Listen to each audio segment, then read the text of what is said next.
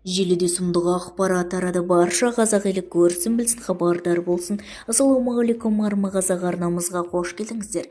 Әлемде және де Қазақстанда болып жатқан жаңалықтарды алғашылар қатарында білгіңіз келсе, арнамызға жазылып лайк түймесін басыңыз. Батыс Қазақстан облысында балаларды өлімге әкелуі мүмкін сирек дерт анықталды.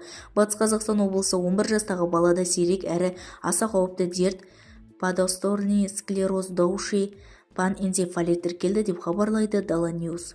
Денсаулық сақтау басқармасы басшысы орынбасары Айнаш Губайдулланың айтуынша, бала 9 айында қызылшаменен ауырған, алайда аурудың салдары 10 жылдан кейін ғана байқалған. Бұл дерт орталық жүйке жүйесін зақымдап, ауыр неврологиялық бұзылыстарға әкелді. Мамандардың айтуынша, ол қызылшадан кейін 5-10 жыл өткен соң дамуы мүмкін. Аурудың салдары өте ауыр, ақыл-ой қабілетінің төмендеуі, мүгедектік және де өлім қаупі жоғары. Қазір өңірдегі жұқпалы аурулар ауруханасында қызылшаменен ауруханада науқастарға арналған 60-шы орын бар. Оның 34-інде науқастар ем қабылдап жатыр. Оның 28-і балалар.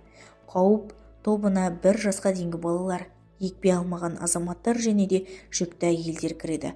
Вакцинация мұндай асқынудан қорғайтын жалғыз тиімді әдіс дейді Айнаш Губайдуллина. Айта кетейік, 2026 жылдың ақпан айында бері Батыс Қазақстан облысында қызылша бойынша эпидемиологик жағдай күрделі күйде қалып отыр. Бізді тамашалауды жалғастырыңыздар және де сау саламатта болыңыздар.